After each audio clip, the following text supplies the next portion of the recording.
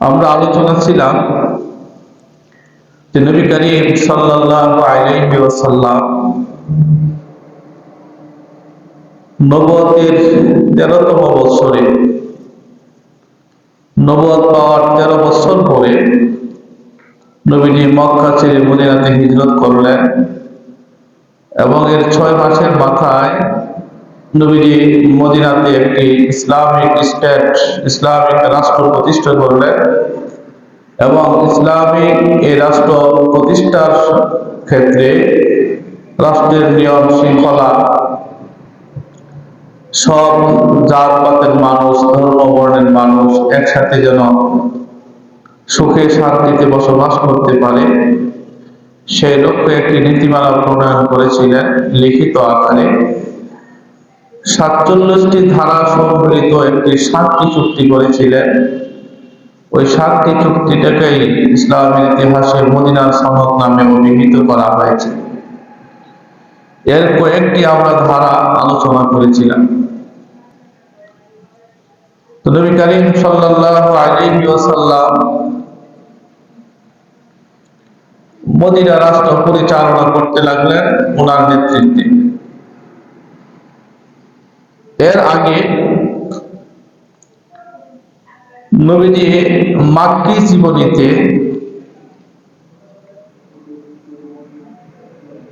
13 বছর পর্যন্ত অবস্থান করেছিলেন। নবুয়ত পাওয়ার পরে 13 বছর পর্যন্ত নবীজি অবস্থান করলেন মক্কাতে। মক্কাতে 13 বছর যাবৎ ইসলামের হুকুম, আহকাম, বিধিবিধান প্রতিষ্ঠার বিষয়ে আলোচনা, দাওয়াত দেওয়ার ক্ষেত্রে কাফের মুশরিকদের অনেক বাধার সম্মুখীন হয়েছেন।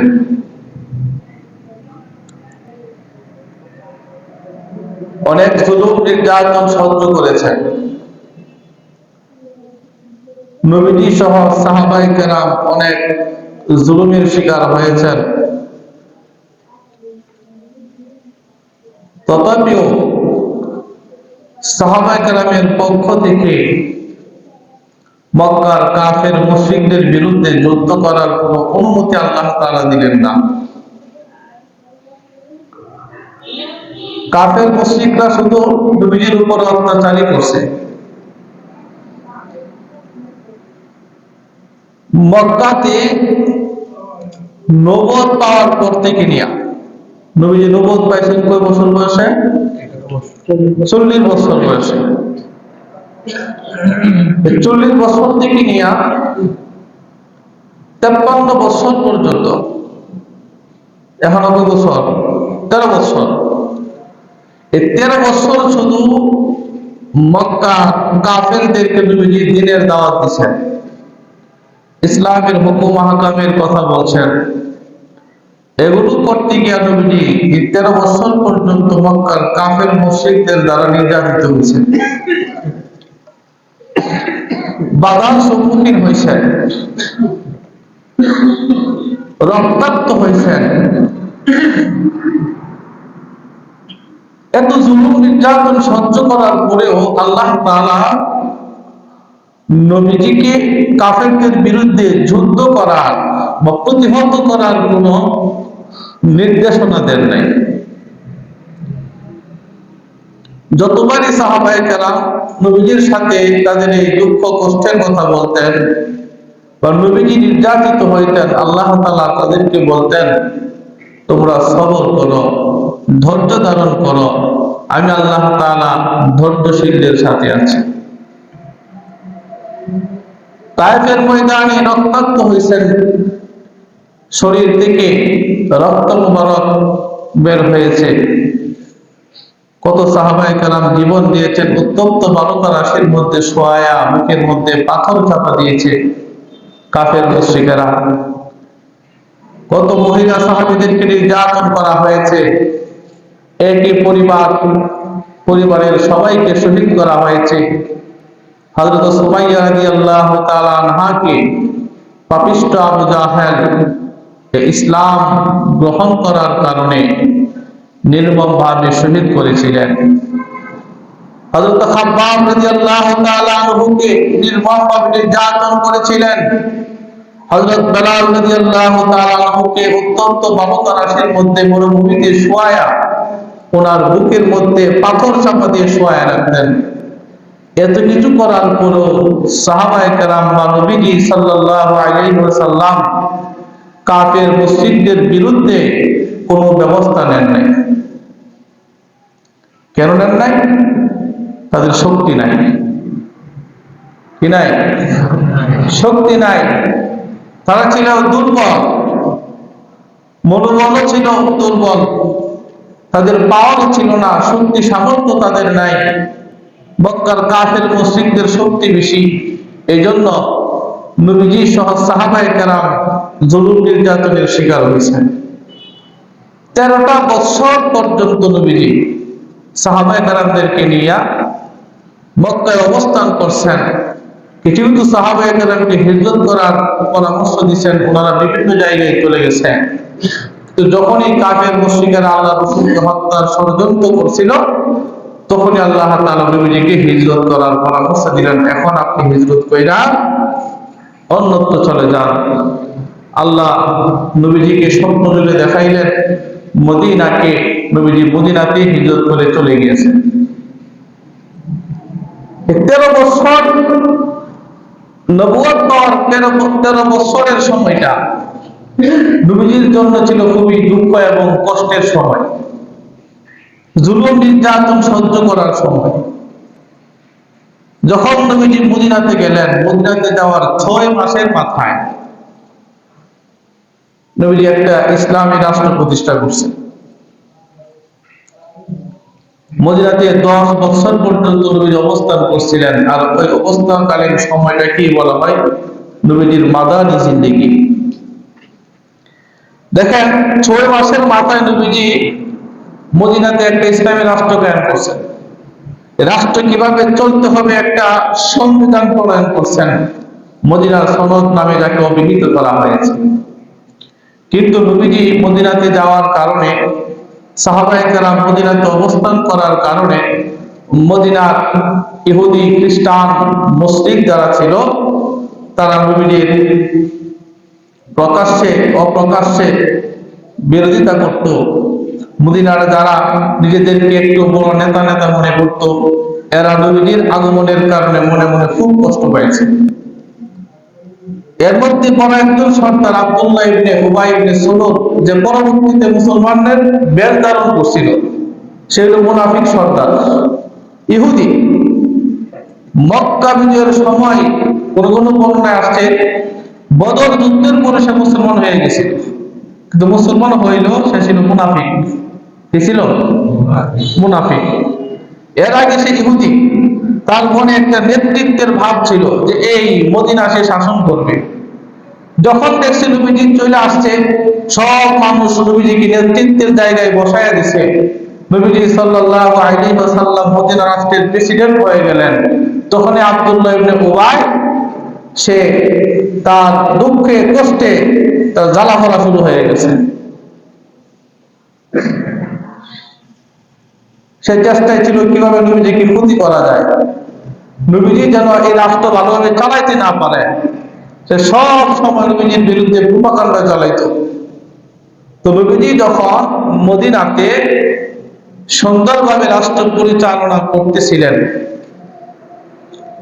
ওইটা তো মক্কাবাসী শোনার পরে তাদের ভালো লাগার কথা। কি বলেন? ভালো লাগার কথা।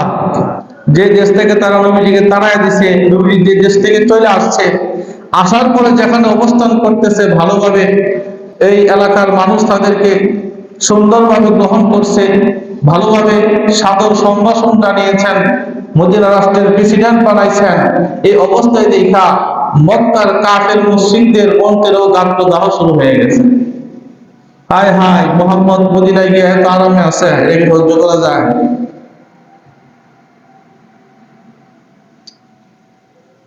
তখন মক্কার কাফের মুশরিকরা মক্কা থেকে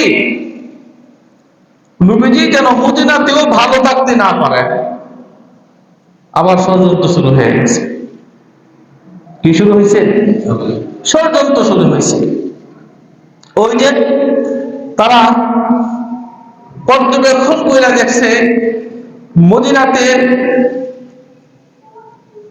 আনসার এবং মুহাজিরেরা মুহাম্মদ সাল্লাল্লাহু আলাইহি ওয়াসাল্লামকে সাদরে গ্রহণ করলেও, সাহায্য সহযোগিতা করলেও মদিনার এমন কিছু নেতা আছে যারা এখনো মুহাম্মদ সাল্লাল্লাহু আলাইহি সাল্লামকে মনে প্রাণে গ্রহণ করতে পারে নাই।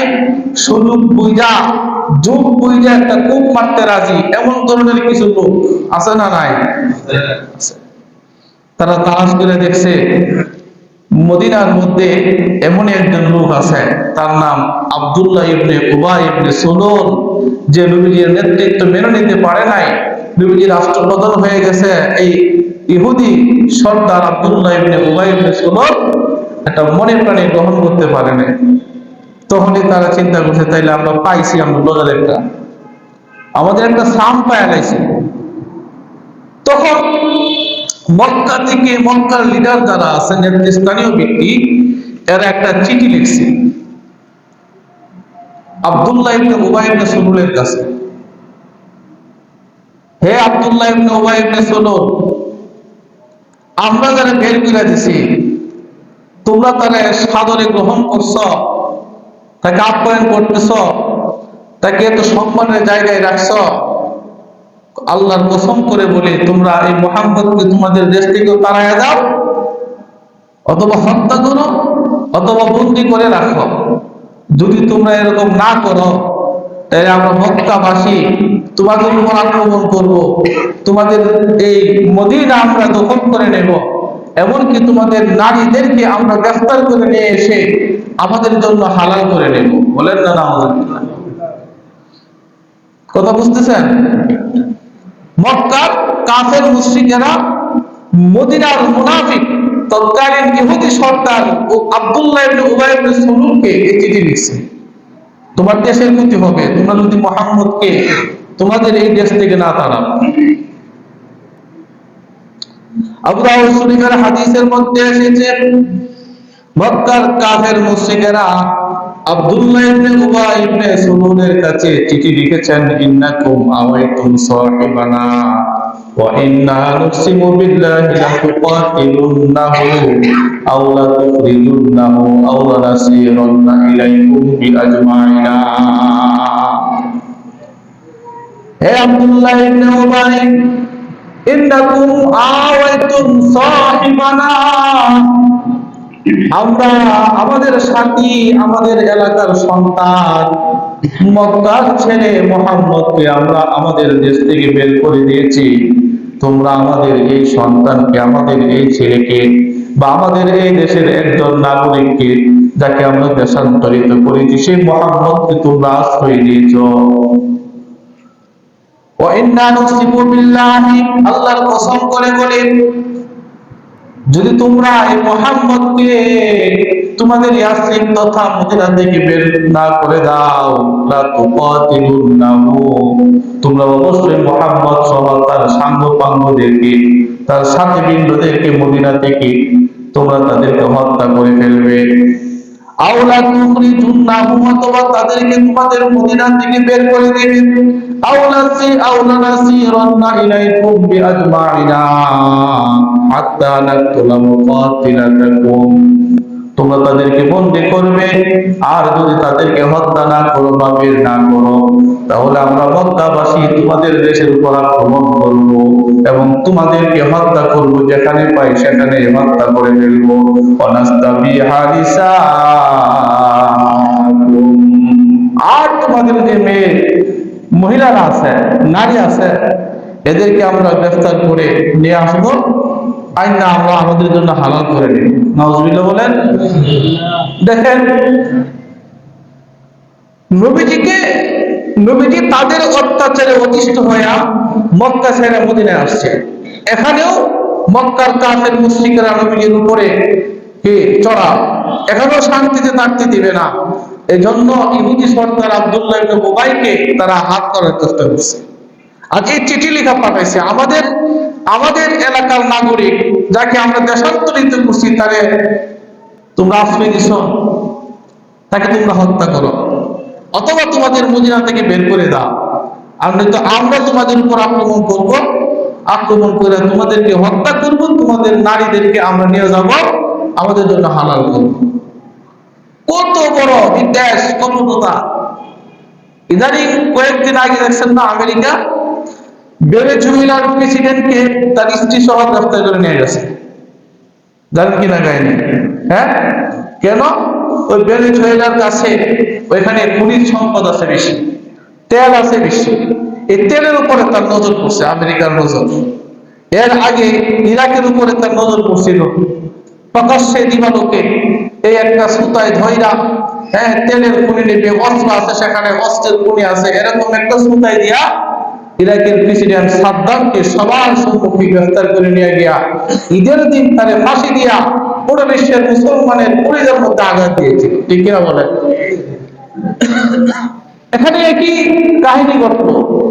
প্রকাশ্যে দিবালোকে একটা স্বাধীন দেশের মধ্যে আমেরিকার বাহিনী ঢুইকা, ডোনাল্ড ট্রাম্পের বাহিনী ঢুইকা প্রকাশ্যে দিবালোকে একটা রানিং দেশের রানিং প্রেসিডেন্টকে তার স্ত্রী সহ গ্রেফতার করে নিয়ে গেছে।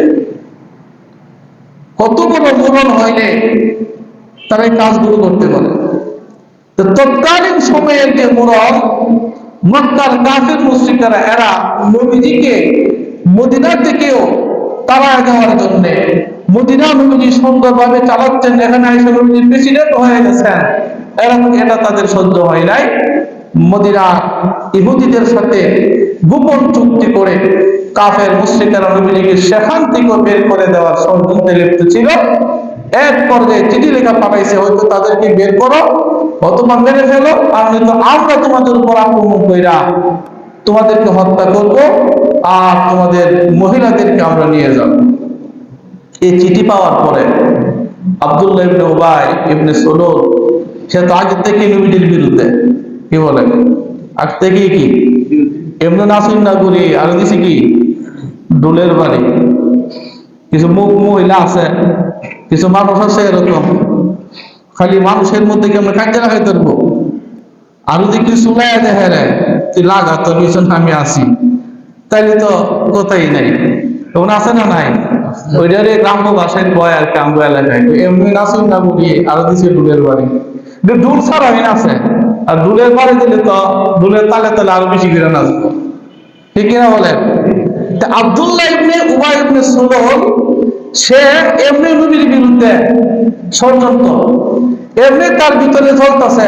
যে দেশের প্রেসিডেন্ট হওয়ার কথা ছিল এই আব্দুল্লাহ ইবনে উবাই ইবনে সুলুলের, ওই দেশের মধ্যে নবীজি আগমন করার কারণে তার নেতৃত্ব শেষ, নেতাগিরি শেষ। সবাই নবীজির প্রেমে পাগল হয়ে গেছে, নবীজির আশেক হয়ে গেছে, নবীজিকে সবাই সাদর সম্ভাষণ জানায়া নেতৃত্বের জায়গায় বসায়া দিছে। সে তো এখানে থাইকা থেকে এখন খালি দৈলা করে পড়তেছে, আর সুযোগ বুঝতেছে কিভাবে মুহাম্মদ সাল্লাল্লাহু আলাইহি ওয়াসাল্লামকে এই মদিনা থেকে বের করে দেয়া যায়। এখন তো একটা চিঠি পাইয়া গেছে।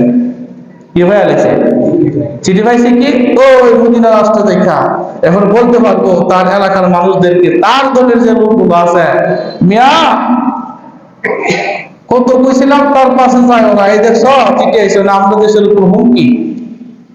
এই মক্কা থেকে দেখো চিঠি দিছে, আমাদের দেশের উপর আক্রমণ করবে, মদিনা আক্রমণ করবে যদি এই লোকেরা মদিনার মধ্যে রাখে।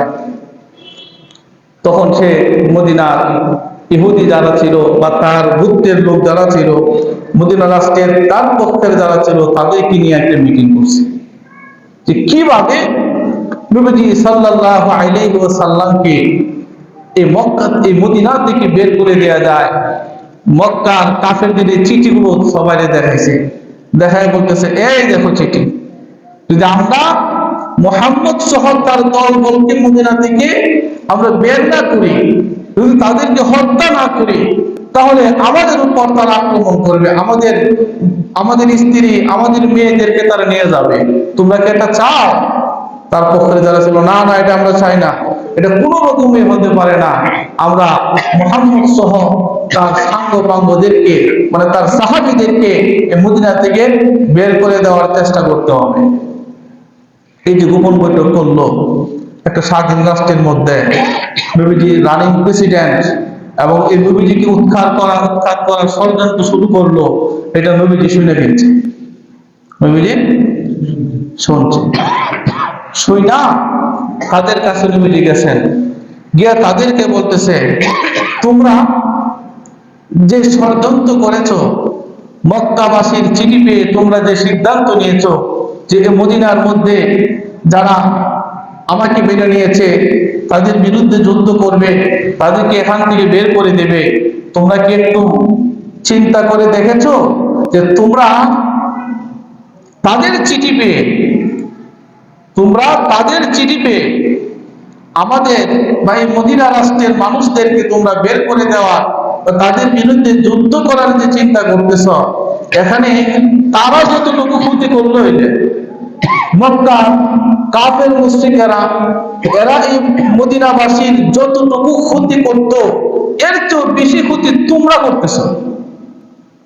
কথা খেয়াল করে, মক্কার কাফেররা এই মদিনায় আক্রমণ করে যতটুকু ক্ষতি করত, এর চেয়ে বেশি ক্ষতি তোমাদের এমন অবস্থানের কারণে তোমরা দেশের ক্ষতি বেশি করতেছ।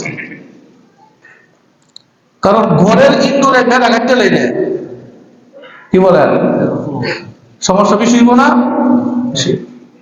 বাহিরের লোক আয়া ঘরের মধ্যে কাজ লাগাই করতো না, কিন্তু ঘরের মধ্যে কাজ লাগাবার লোক না থাকে। আপনার ঘরে যদি আপনার শত্রু থাকে, আপনার ক্ষতি হবে বেশি। বাইরের শত্রু আপনার ক্ষতি করতে পারবে না, চেষ্টায় থাকবো কাছে আসবো ক্ষতি করতে, কিন্তু পারতো না। ক্ষতি করতে না পাইলে হ্যাঁ ঝুললে হইলাম মহিলা আবার দেবো, ক্ষতি করতে পারছে না। যদি আপনার ঘরের কোনো একটা সদস্যকে সে তার পক্ষের বাড়া নিতে পারে, তাহলে আপনি কি করতেছেন, কখন বাথরুমে যাইতেছেন, বাথরুম গেলে আপনার তালা লাগাই লাগবে, কই যাইতেছেন, কি না করতেছেন, প্রত্যেকটা বিষয়ের সংবাদ আপনার ঘরের লোক ও ঘরের শত্রু তারা জানাই দিবে। আপনি বাজারে যাইবেন, ফোন দিয়ে কে দিব যাইতেছে বাজারে, সে দেখুন রাস্তা দাঁড়ায় গেছে, ছোটার গুলি করে আপনার মেরে লাগবে, ঠিক না? ঠিক। তো নবীজি এটাই বুঝাতে চাইলেন, তোমরা এই দেশের মানুষ, তোমরা তো সুখে শান্তিতে বসবাস করতেছো, তোমাদের সাথে একটা চুক্তি হয়েছে এই দেশ পরিচালনার জন্য কিভাবে সুন্দরভাবে পরিচালনা করা যায়, দেশের শান্তি শৃঙ্খলা আইন শৃঙ্খলা কিভাবে বজায় থাকে, এই জন্য একটা শান্তি চুক্তি হয়েছে। কিন্তু এমন সুন্দর সুশৃঙ্খল একটা দেশে বিশৃঙ্খলা করার জন্য মক্কা থেকে বিদ্রোহীরা, আমাদের শত্রুরা তোমাদের কাছে চিঠি পাঠাইছে আমাদের সাথে বিদ্রোহ করার জন্য। চিন্তা করে দেখো, এরা সেখান থেকে আইসা আমাদের কোনো ক্ষতি করতে পারবে না যদি তোমরা তাদেরকে সহযোগিতা না করো, ঠিক না বেটি? তারা যতটুকু ক্ষতি করতো, এর চেয়ে বেশি ক্ষতি তোমরা করবা। চিন্তা করে দেখো, নবীজিদেরকে বলেছে। বুঝানোর পরে আব্দুল্লাহ ইবনে উবাই ইবনে সুলুল, এতটা হয় না লোক, এর তো নেতৃত্ব যেমন পাওয়া দরকার, পাশে দুইটা লোক স্লোগান দিল হের বেড়া গেলে জায়গা উড়ে, এত সাম দিয়ে দিতেছে না, যেমন বিদ্রোহ পার্টি গঠন করতে হবে।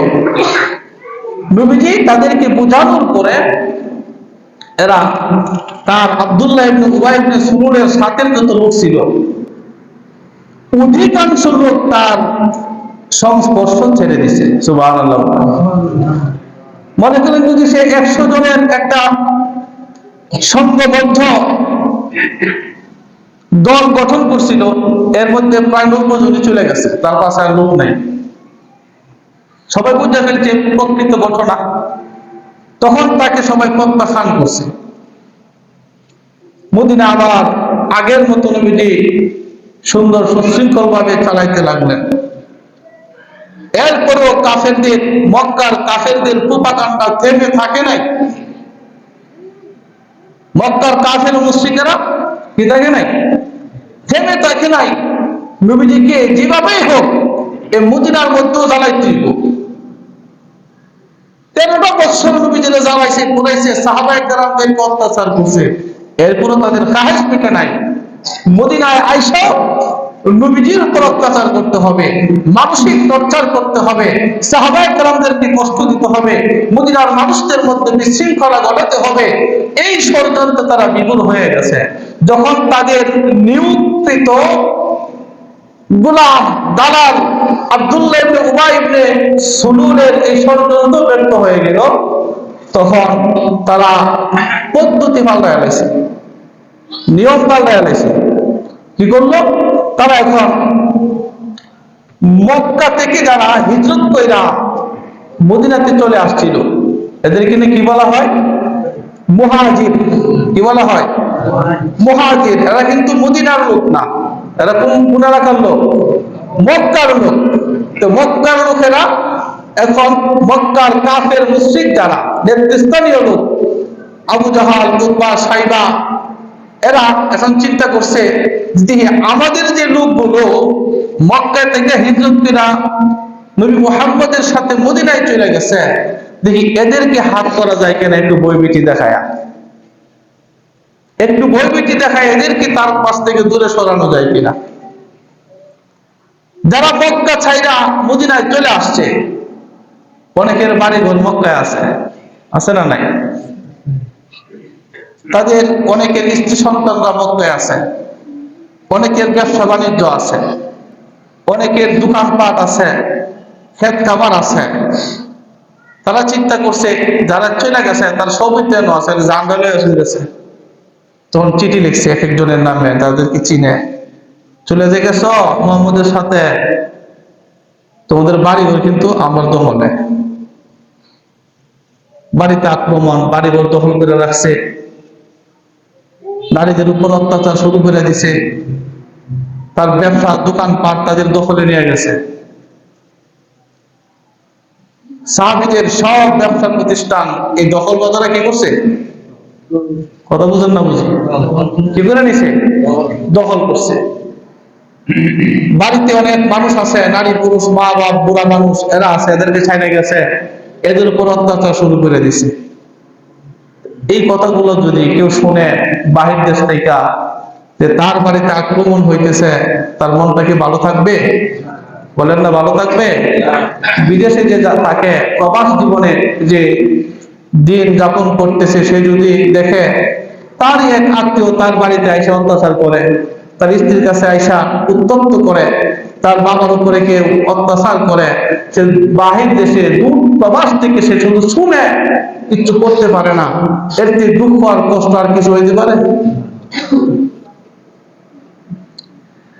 সাহাবায়ে কেরাম যখন জানতে পারলেন মক্কার কাফের মুশরিকেরা মদিনার মুহাজির সাহাবীদের কাছে চিঠি লিখলেন যে তোমরা যে মক্কা ছেড়ে মদিনা হিজরত করে চলে গেল মুহাম্মদের সাথে সংস্পর্শ গ্রহণ করার কারণে, মুহাজির তোমরা হয়ে গেছো, মক্কাতে তোমাদের বাড়ি ঘর আছে, তোমাদের আত্মীয় স্বজন আছে, তোমাদের স্ত্রী সন্তান আছে, তোমাদের ব্যবসা বাণিজ্য আছে, এগুলো আমরা দখলে নিয়ে নিলাম। হয়তো মুহাম্মদের সঙ্গ ছেড়ে দাও, আর নয়তো তোমরা এখানে চলে আসো। যদি মুহাম্মদের সঙ্গ না ছাড়ো, তোমাদের বাড়ি ঘর আমরা দখল করলাম, ছাড়বো না। নাউজুবিল্লাহ বলেন। সব কিছু দখল করে নিল, বাড়িতে আক্রমণ করলো, বৃদ্ধ মা বাবার উপরে অত্যাচার, স্ত্রী সন্তানদের উপরে অত্যাচার, রাস্তাঘাটে বের হলে তাদেরকে অত্যাচার করত, মার উপর অত্যাচার, বাবার উপর অত্যাচার। যে ব্যবসা বাণিজ্য থেকে তাদের পরিবার চলতো, পরিবারের ভরণ পোষণ হতো, ব্যবসা বাণিজ্য তারা দখল করে নিল। এই যে চাঁদাবাজি শুরু হয়ে গেছে, দখলবাজি শুরু হয়ে গেছে। সাহাবায়ে কেরাম মদিনার জীবন থেকে এই কথাগুলো শুনতে লাগলেন, আর কষ্ট পেতে লাগলেন। নবী গো, মদিনাতে আসার কারণে, আপনার সংস্পর্শ লাভ করার কারণে মক্কার কাফের মুশরিকরা বাড়িঘর দখল করছে, ক্ষেত খামার দখল করছে, ব্যবসা বাণিজ্য দখল করছে, স্ত্রী সন্তানদের উপর আঘাত করছে, মা বাবার উপর আঘাত করতেছিল। নবী 13টা বছর আপনার সাথে থাইকা মক্কাতে জুলুম নির্যাতন সহ্য করলাম, জুলুম নির্যাতন সহ্য করতে না পাইরা নিজের দেশ ছাইরা বড় দেশে চলে আসছি, মদিনার জমিনে চলে আসছি। নবী, এখানে এসে শান্তি পাইলাম না, তারা শুধু আমাদের উপর অত্যাচার করে, আমরা কি অত্যাচার প্রতিরোধ করার কোন অধিকার রাখি না? মার দিব আমরা, মার খাবো। 13টা বছর মার খাইছি, 13 বছর মার খাইলাম, কিছু কইতেও পারলাম না, কেন মারস? বলার মতো কোনো অধিকার ছিল না, জিজ্ঞানোর মতো কোনো অধিকার ছিল না, মারিস না, কে লেগে মারিস, এই যে অত্যাচার করলো, অত্যাচার কেড়ে করলো জিজ্ঞাবার মতো সাহস ছিল না। তাদের অত্যাচারে নির্যাতিত, নিপীড়িত হইয়া, নিষ্পেষিত হইয়া মক্কা ছাইরা, নিজের দেশ বাড়ি ঘর স্ত্রী সন্তান সবকিছু ছাইরা শুধু ঈমান রক্ষার জন্য, দ্বীন কায়েমের জন্য মক্কা ছাইরা মদিনায় চলে আসছি। এরপরও তাদের জুলুম নির্যাতন সহ্য হয় না, এরপরও তারা আমাদের তো জুলুম করতেছে। এখন আবার মানসিক ভাবে বিপর্যস্ত করার জন্য মক্কায় আমাদের বাড়ি ঘরে হামলা, স্ত্রী সন্তানদের উপরে হামলা, আমাদের দোকানপাটে হামলা, ব্যবসা বাণিজ্য তারা লুট করে নিয়ে গেল, তারা এগুলো জবরদখল করে রাখলো। ও নবী, আমরা কি এগুলো প্রতিহত করার কোন অধিকার রাখি না? সাহাবায়ে কেরাম সবাই একজোট হয়ে নবীজির কাছে গেলেন। নবীজি সাল্লাল্লাহু আলাইহি ওয়াসাল্লাম সাহাবীদের কথাগুলো শুনলেন। সাহাবায়ে কেরাম নবীজিকে বললেন, ইয়া রাসূলুল্লাহ, মক্কা থেকে কাফের মুশরিকেরা, মক্কার নেতারা আমাদের কাছে চিঠি পাঠাইছে আর বলতেছে, হে মুহাজির সাহাবীরা, তোমরা সবকিছু ছাইরা যে তোমরা মদিনায় চলে গেছো, তোমরা এত অহংকার করে ফেটে পড়ো না। তোমরা জেনে রাখো, আমরা যেমন তোমাদেরকে মক্কায় অত্যাচার করেছিলাম, আমাদের সেই ক্ষমতাও আছে মদিনায় গিয়া তোমাদের উপর অত্যাচার করব। শুধু তাই নয়, মদিনাতে গিয়েও তোমাদের উপরে চড়াও হতে পারি এমন ক্ষমতা আমাদের আছে। তাছাড়া তোমাদের বাড়িঘর দখল করলাম, ব্যবসা বাণিজ্য দখল করলাম, তোমাদের স্ত্রী সন্তানদের উপরে আঘাত করলাম। সাহাবায়ে কেরামের অভিযোগ যখন নবীজির কাছে গেলেন, নবীজি সাল্লাল্লাহু আলাইহি ওয়াসাল্লাম সাহাবায়ে কেরামের কথাগুলো শুনলেন আর ব্যথিত হতে লাগলেন। আল্লাহ তাআলার দরবারে আল্লাহর নবী সাল্লাল্লাহু আলাইহি ওয়াসাল্লাম ফরিয়াদ জানাইলেন, রব্বুল আলামিন, দিনের জন্য ত্যাগ স্বীকার করলাম, আমার সাহাবীরা আমার সাথে চলে আসলো, সব কিছু ছাইরা মক্কা ছেড়ে মদিনার জমিনে তারা বসবাস করতে লাগলো। এরপরও অত্যাচারের স্টিমরোলার তাদের উপরে কেন আসবে? আমরা কি প্রতিহত করার কোনো অধিকার রাখি না? আল্লাহ তাআলার কাছে বললেন।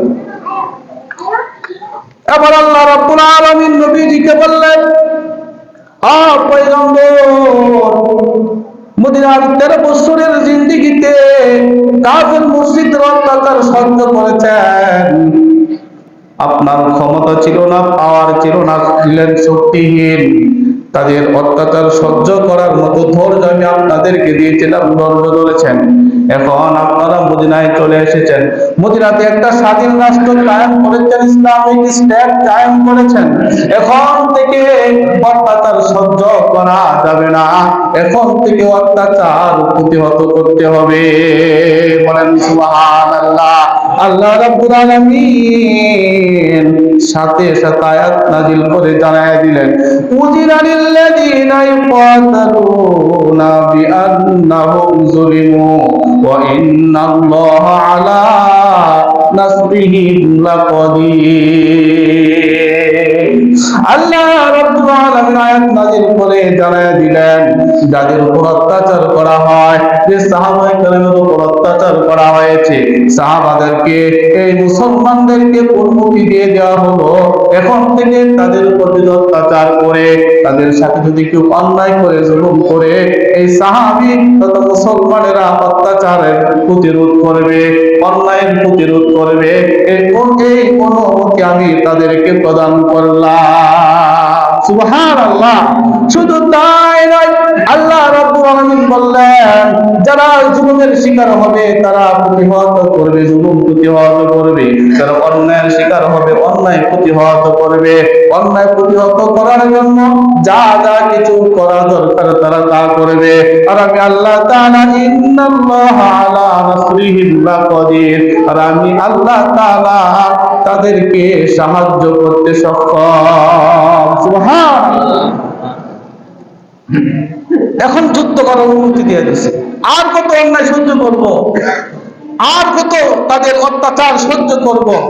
তারা শুধু আমাদের উপরে চড়াও হবে আর আমরা শুধু এখন তাদের অত্যাচার সহ্যই করবো, তা হতে পারে না। আল্লাহ তাআলা এখন তাদেরকে কি দিয়ে দিল? অনুমতি দিয়ে দিছে। কি করলেন? কেউ তাদের উপর আক্রমণ করলে এটা কি করবে? প্রতিহত করার জন্য যে কৌশল অবলম্বন করা দরকার সেটা করবে। কিন্তু এই অনুমতি দেই নাই যখন থেকে তোমাদেরকে পাওয়ার দিলাম যেন ভাই ব্যান্ড পারবা। লাইসেন্স করার সিস্টেম থাকে না, সরকার দেয় না। এটা মানে কি যারা ভাই গুলি করে মেরে লাগবো? তার উপরে কেউ যদি আক্রমণ করে সে এটা দিয়া তাকে বাঁচানোর জন্য তখন এটাকে ব্যবহার করবে। এখন একটু মধ্যে রোগ মিলিছে, ঘরে ঘরে মিলিছে, এক ভাইয়ের আছে আর এক ভাইয়ের নাই, এবার কিনে দিছে টোস। এটা হইব? আল্লাহ তাআলা জানায় দিলেন তোমাদেরকে অনুমতি দেওয়া হলো এখন থেকে তোমাদের উপরে যদি কাফের মুশরিকেরা বিদ্রোহীরা যদি তোমাদের উপর চড়াও হয়, অত্যাচার করে, তোমরা তাদেরকে খালি হাতে ফিরিয়ে দিবা না। তোমরাও তোমাদের অত্যাচার প্রতিরোধ করার জন্য যে কৌশল অবলম্বন করা দরকার তোমরাও সেই কৌশল অবলম্বন করবে, তাদের সাথে যুদ্ধ করবে। প্রয়োজন যদি হয় হাত পা ঘুরিয়ে ফেলতে হাত পা ঘুরিয়ে দিবে। সুবহানাল্লাহ। আল্লাহ বলেন তবে এই যে অনুমতি তোমাদেরকে দিলাম, এই অনুমতিটা শুধু যুদ্ধ করার জন্য না।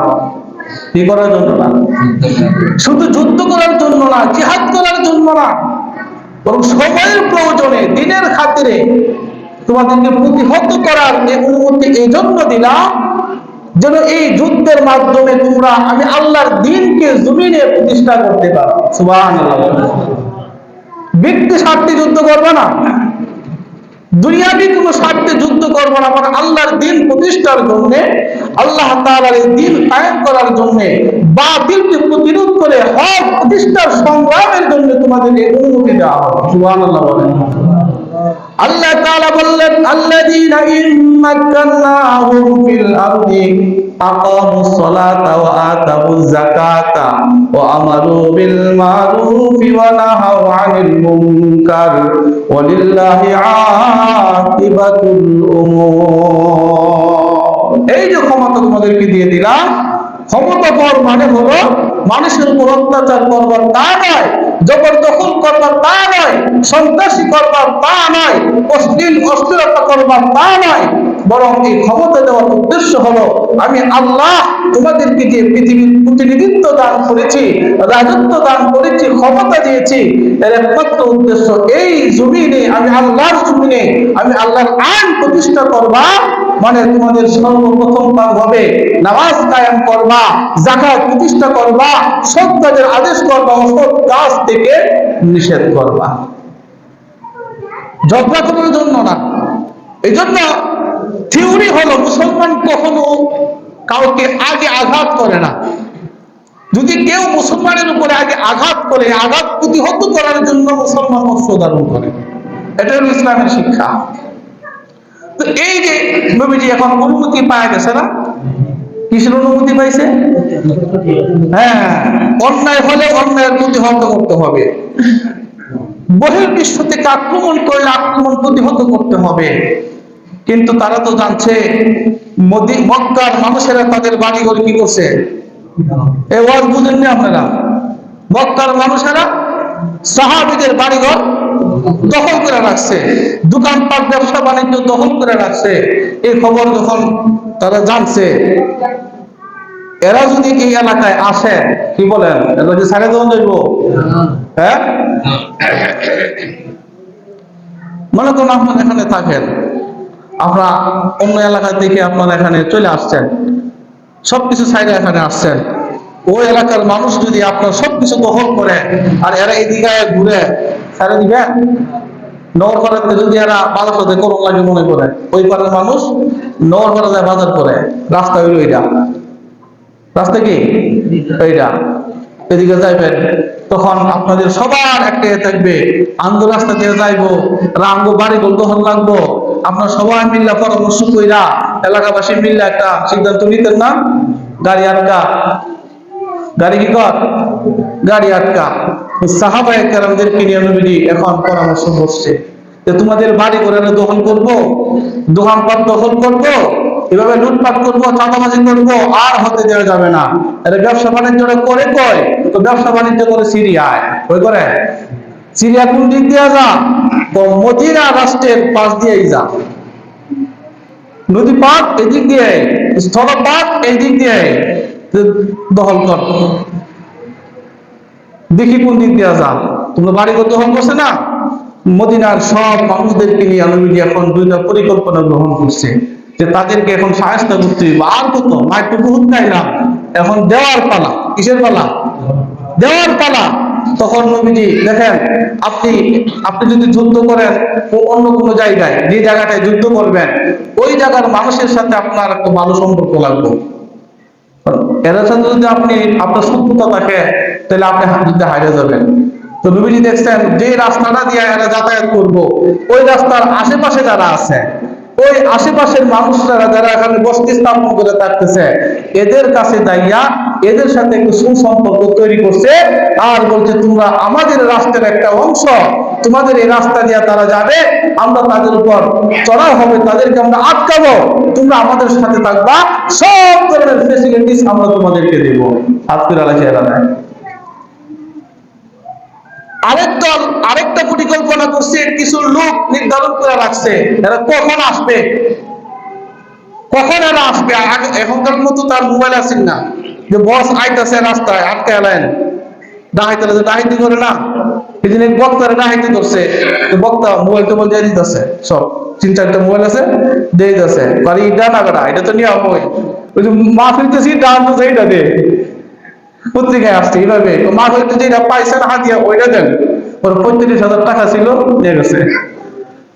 এই যে ফোনে যোগাযোগ, তখনকার সময় কি ছিল না, ফোন ছিল না, লোক নির্ধারণ করে রাখছে রাস্তায়, তোমরা খালি খেয়াল রাখবা কখন এরা আসে আর আমাদেরকে জানাইবা, তখন আমরা তাদের উপর কি করবো, আক্রমণ করবো। এই শুরু হয়ে গেল নবীজির যুদ্ধ জীবন। কি শুরু হয়ে গেল? সামরিক জীবন।